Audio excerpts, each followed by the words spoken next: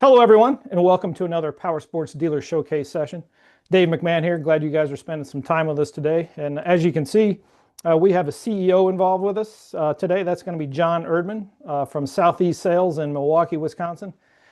And John, I don't know about what's going on in next to Lake Michigan out there, but here in Minnesota, we've been getting dumped on. It feels like about every 8 hours we're good for a good couple, 3 inches of snow. So hopefully you're selling some plows out there at this time of year. Oh yeah, we've been busy. It's plows, plow repair, UTVs, a lot of Kawasaki ridges. Right. We had a sixth largest snowfall event in Milwaukee history for November at the Oh, end of November with 13 inches of snow, and we just keep getting pounded yeah. every other day. Tonight, another 3 to 5. It just keeps coming. Yep, it's pretty much sounds like it's about a day after ours, and yeah, you can look forward to another dosing tonight for sure. But no, thanks for taking the time again. I know you guys are busier than heck, like you just mentioned, especially with some of this snowplow or yeah, putting the plows on ATVs and side by sides and such. And I know a lot of our listeners and viewers are familiar with you and your success and the dealership, but with this Power Sports Dealer Showcase initiative here, getting a lot of new people to the industry, trying to learn more, find out more. And so if you wouldn't mind, just a little bit of background on how you got started in the industry and the history of the dealership and such. Sure. My grandfather raced flat track in the 50s. He was a big motorcycle guy. We He worked for Harley Davidson for a while too. He was a test pilot there. This Oh, is back nice. in 50s and 60s. A lot Cool. of layoffs back then. Harley was, struggling versus the Japanese that were coming Sure. through at that point. In 64, my grandfather got the Honda franchise from Mr. Honda. Nice. So we started with Honda and then eventually added other brands like Kawasaki, and we've had BMW. And my grandparents love them to death. They were community driven. They love power sports. They were into it. They rode motorcycles. My grandpa went to Sturgis every year, put millions of miles on motorcycles. So as a kid, what was the first thing I was on? A motorcycle. So Z50, I worked in the store with him side by side. Nice. And when he passed when I was 16, my grandmother and I and the people that worked for us at the time, we had Terry, who was here 50 years before he retired, and Dan. They helped my grandma get through the generational change Sure. between them to me.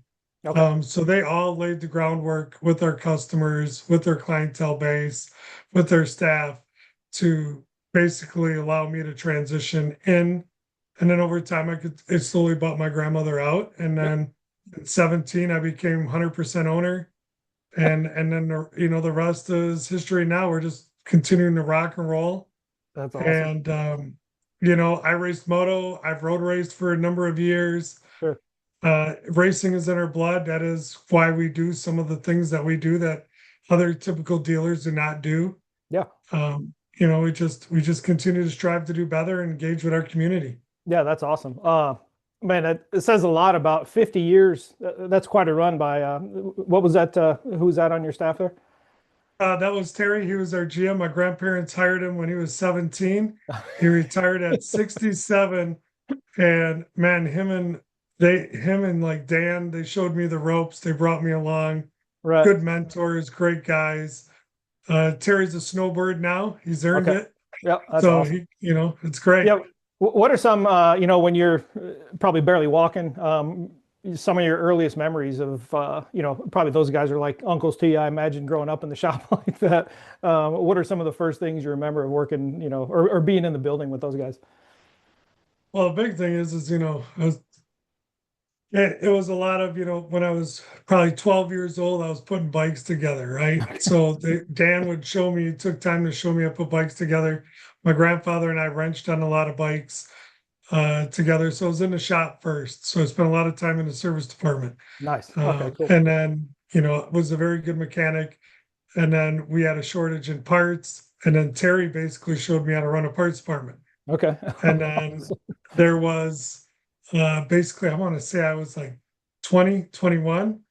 And Terry's like, all right, we're moving you to the sales floor. And I'm like, My grandma's like, yeah, you're going to go do this. You're going to sell bikes. I'm like, okay, well, I was really nervous, but it became easy because I knew a lot of people already. Sure. I Oh, yeah. was, 20, 21 years old, knew majority of our customer base, dealt with them in parts. They brought parts people in. I trained them. Then I moved up to sales. And then, the rest is history. So Yeah. they showed me the ropes. I mean, I still do a little everything in the store from wrenching to parts to sales. I help my guys out all the time. I don't leave anybody hanging. Yeah. I'm That's awesome. definitely an owner operator for sure. That's cool. Yeah. So how big is the staff these days? Right now, because the off season, we're at about 10.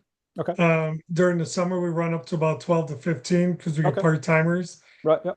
We don't do snowmobiles, so we are strictly motorcycles in Wisconsin Yep. and UTVs. So the winter does definitely slow down. Sure. Yeah.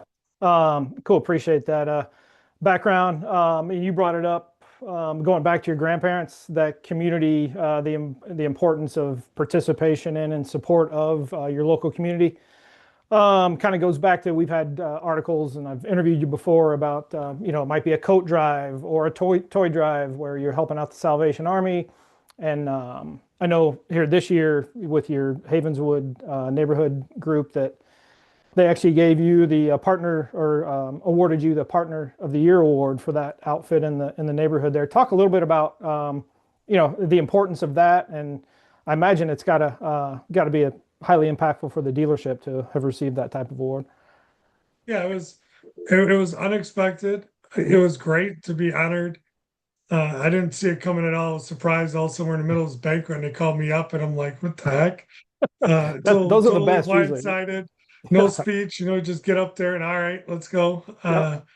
But I've been on the Haven Woods board for the city of Milwaukee for quite a bit. Mhm. Probably 8 to 10 years, I want to say. Sure. The big thing is there's money that the city gets that is just spent on stuff that doesn't need to be spent on.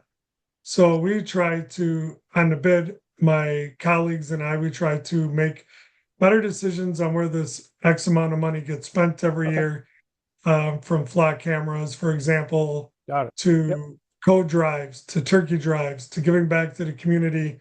Nice. Our northwest side of Milwaukee is undergoing a lot of changes, just like every urban environment. Yep. And we're trying to, make it a better place to live and stuff. And quite frankly, we're trying to stop the out-of-state investor market disruptions.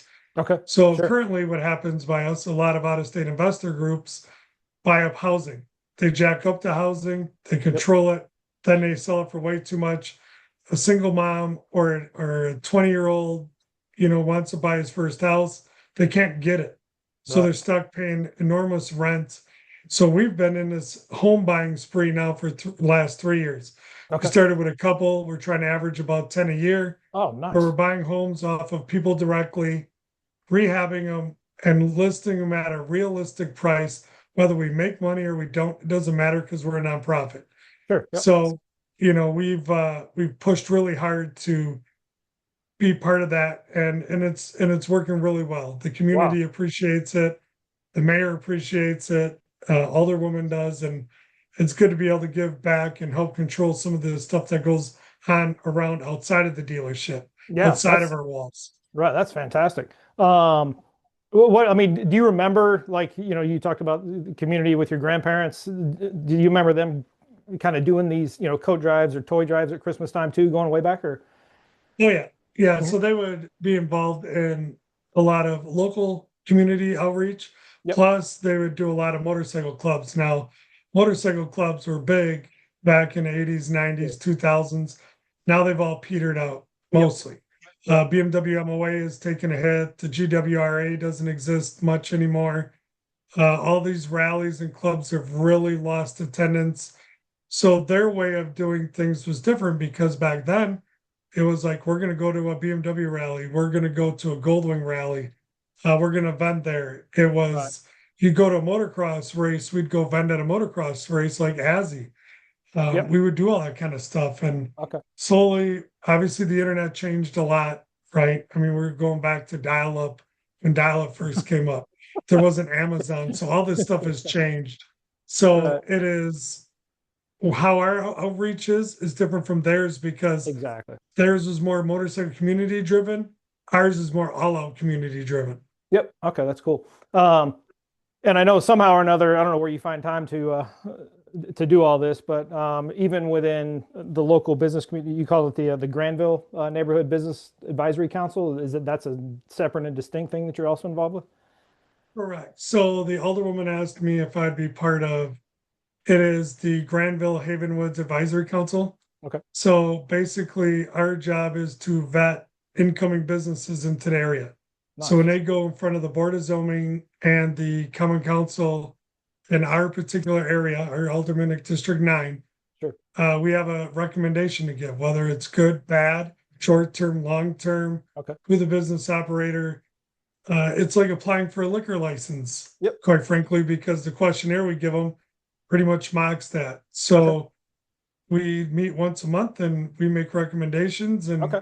we try to bring in better people into our area and Right. avoid some of the fly by night stuff that happens. Exactly. Yeah. What here, I don't know, over the last year, what's like a great addition to the business community that you've, said, hey, yeah, this looks like it'd be a great fit for us. Well, one thing that was good for us is was a troublesome bar restaurant that has always had an issue in our area. It's over off of Brown Deer. Okay. So there was a new person that wanted to take it over, run it. We grilled her really well, and the amount of effort that she's put into it has been great because there's no drama, there isn't any guns, there's no shootings. Right. People go home at night, and the community's engaged in it. So you Yeah. you have a local safe tavern to go to, Mhm. which is good because in our side of town, 2 a.m., stuff starts to go a little bit haywire. And Sure. that's just all of city Milwaukee. It doesn't matter if you're down here at the Pfizer Forum, Oh yeah. but nothing Yeah. happens good after midnight when people are liquored up and they got a bunch of guns and it's Wild Wild West, right? Yep. Yep. And As it's you not. see in Minnesota, Minneapolis isn't too much different. Yep. No, I was going to say you can pick in large part, you can pick your urban area to have that happen for sure. Well, cool. Yeah. Thanks for, man, all your efforts in doing that. That is fantastic. And then finally, so you go home at night to your home in New Berlin. And it sounds like you're busier than heck there within the town council as well. Yeah, so I'm involved in 3 commissions for the city of New Berlin. The mayor, Tom Ament, or Dave Ament, I should say, asked me if I would join a couple of them, which I did. So I'm starting to dabble into city of New Berlin stuff. Nice. We live on the west side of New Berlin, which is pretty much farm country. Okay. And our goal is to try to keep it that way. Okay. Hobby farms, big farms. It's hard to keep anything farming in anywhere near the suburb of Milwaukee because housing is just every farm field's turning into a 10 house subdivision. It Yep. is just blowing up. There's not enough housing, so every farm field's going away. So we're doing our best to keep the overall city plan for New Berlin. Their whole 20-year plan is to keep our side more country living, and Nice. then the other side basically city living. Okay. So they're Man. trying to keep that mix, and I want to be part of that because I appreciate the farm side of it. Yeah. I know we've done 4 or 5 of these rehearsals prior to today. So, and one of those things we picked up over the last couple of days of these rehearsals was that you actually you've gotten involved in farming yourself a little bit, which I find super interesting. And if you don't mind sharing a little bit about that. Yeah, so my grandmother actually came from Michigan. She grew up on a farm. Her family's farm is still there. It's a centennial farm. Oh, It's no way. outside of Ionia, Michigan. So she was a farm girl. So now that basically we have enough parcel that we can do our own, Heather and I decided to get into this whole thing. So it's like a rabbit hole we went down, right?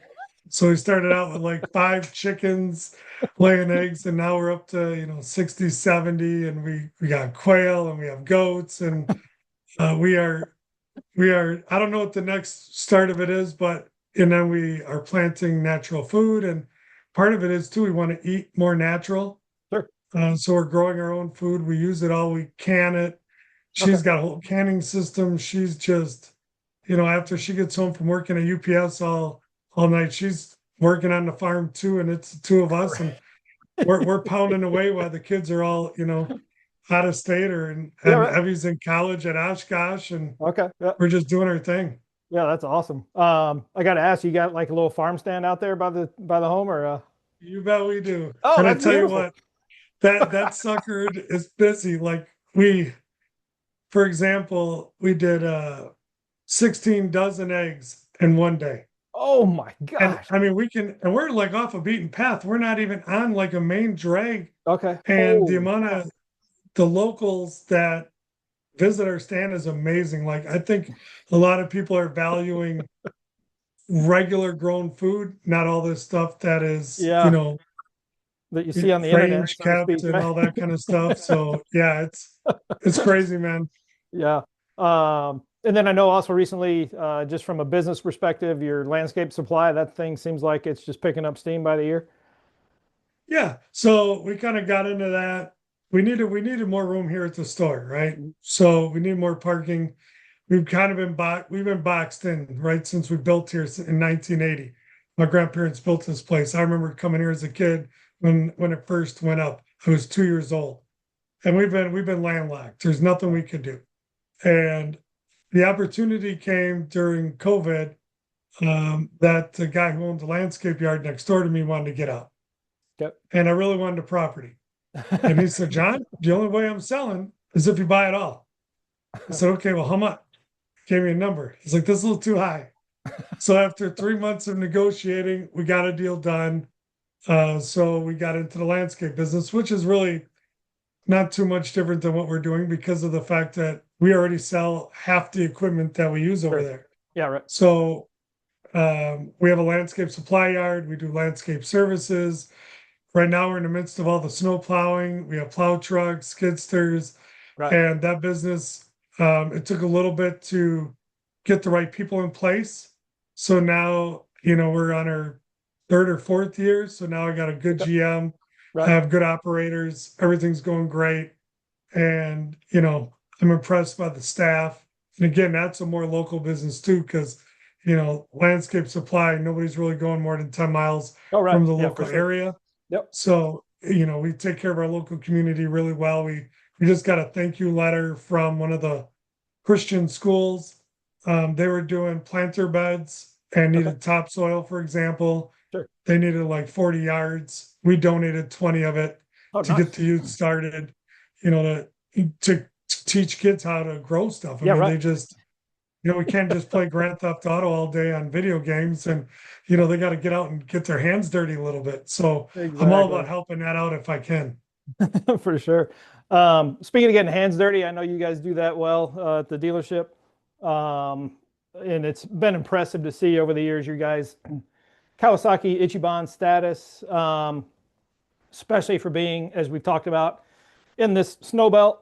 Definitely have slow months, unlike your brethren in perhaps sunnier and warmer climates that are also selling Kawasaki and competing to be Ichiban members, whether it's in Texas or Arizona, California, Georgia, Florida. So yeah, I mean, I can remember it feels like it's been a decade plus that you've been at the Ichiban status, and then here recently hitting gold platinum for, I believe you looking at the data, I think it was 6 years in a row now at the gold or platinum level. To do that in your neck of the woods in Milwaukee and you're battling snow, how I mean, what does that say just about your staff and your and the culture you have there? Well, the big thing is, we are obviously multi-line. Kawasaki, for example, is a brand that has been very good to us, very engaging. And they've given us the support levels that we've needed to continue to grow their brand. Other OEMs, as we talk about, it's no industry secret, have Sure. backed off. Yep. So Kawasaki's got more aggressive, and then Kawasaki has also offered us a wide variety of product to sell. Okay. Like there's two dealers, at least one that made Ichiban this year in our state besides Okay. us. Oh wow. Nice. And the big thing was the Ridge. The Okay. Ridge Good. single-handedly put them over the edge to go. Yeah. So Fantastic. You know, we've always been heavy into dirt bike, right? The motocross off-road scene, which, you know, if you listen to a Garage Composite podcast, you know, those guys hate dirt bikes because they're low profit, right? They're low, let's call it what it is. They're low profit. You're just not making a lot of money on them, right? And that's not what they're about. They're about making percentages, and that is the opposite of us. Okay. I do what I have to do. We engage in dirt bikes. I raced. I want to sell 4 generations of kids' motorcycles. Sure. And we have done that historically here, and which has brought us to, by default, being where we are with Ichiban. We've Yeah, that's sold generations of street bikes, ninjas. Guys start on Ninja 500, they go to a ZX10. We've started them out on a Mule SX. They go to a Ridge. okay. They start on a KLX 110, went to a 140, then a 230, then their Ninja 500. That's I mean, fantastic. I've been fortunate enough now that I'm old enough. I know Terry sold 4 generations of vehicles to the same family. I'm getting there now. I mean, I'm getting close to the 4th generation. I've at least sold 3 generations of bikes. I want to get to the 4th, right? So Yeah. people know who we are. We've been here a long time. Our name speaks for ourselves. And that repeat customer, even though people move away, they still come back and buy Okay. from us, Right. That's which awesome. is right, which is an asset to my team. Yep. Right. I have guys that have been with me, who stuck with me in the hard times. They've battled with me. We battle against uh, a competition group that is definitely a group. They're a big player in Garage Composite. Mm. They have 6, 7 stores. That's who we fight against every day. It's David Yep. versus Goliath. I Yep. know that we're probably just a pimple for them because we're just, you know, small little store, and you know, Right. they're big brother now, but that's okay. All we want to do is get our share and Yeah. take care of our people and do our thing, and that's what we do very well. We do our thing. Yep, that's awesome. Yeah, so when you get that first platinum Ichiban 6 years ago, do you think you shocked some of your peers, at the other 5 or 6 among the among the Ichiban, among the platinum? Well, before, when I won the first one, like this further up north, Brad Holzhauer is always the guy, right? Big Okay. St. Charles. Everybody knows Brad. He's in the Yep. industry. Yep. He's got multiple stores. The guy crushes it. So I won it. And then I remember doing my first inaugural speech, and I got up there and I told all the Texas dealers, I said, finally, somebody, you know, north. And I remember a couple of them going, you'll be a one-hit wonder, right? Well, here we are 6 years in a row. You know, we Yeah. keep plugging away. I mean, at some point we probably will get knocked off, Sure. but we're doing everything we can to make sure, Wow, that's you a know, that gold platinum status, which is the elite.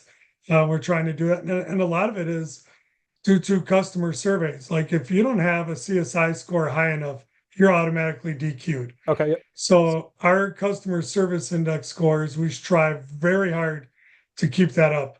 Right. That is a big component. I mean, you have to have good CSI, and our customer base is more like a family. You know, most of them, Mhm. like I said, are repeats. We know them a long time. We continue to earn their high scores, which continues to give us a chance at becoming gold and platinum every year. Yeah, that's fantastic. And John, I know you guys going back to your grandparents and their support of racing, and your interest yourself, and so many guys that you support at the privateer level. And here in the last couple of years, you got involved with the Bubba Poly race team in Supercross and motocross. How important has that been to you, and you know, just raising the dealership visibility? Well, it's very important to us because of our racing heritage. It's put us on a national level. It's also reinforced our local commitment because we have a way to help people transition through.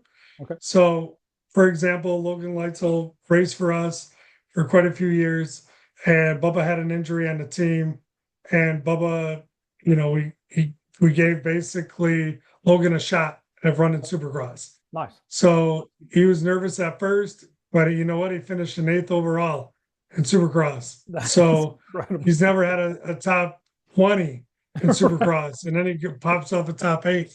So it's been really good for us to help get that transition part too, where you know you have some amateur guys that are local that need a little bit extra. Yep. Bubba's knowledge and stuff like that has been very good for us.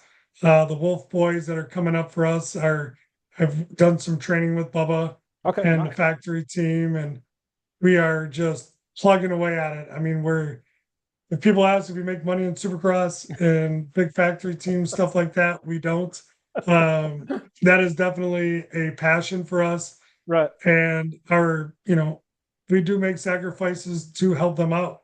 Yeah. We just have to keep moving forward, and I can't wait to see what Bubba and the team bring on for the 26 calendar year. Yeah. We That's have a awesome. couple new additions. The team has gotten bigger. We're going to have more great results, and it's just going to keep pushing us forward. And that's all we're looking for is more engagement, making sure our roots are nicely firm in the soil. Right. That some fly by night new business owner that comes into our marketplace can't just knock us off the pedestal, right? You got to make Exactly. sure that tree and the roots are real good. That's fantastic.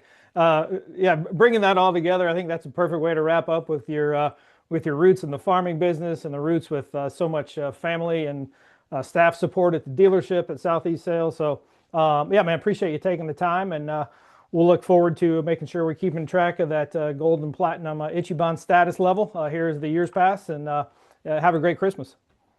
You too. Thank you. Appreciate it, John. Yep. Merry Christmas.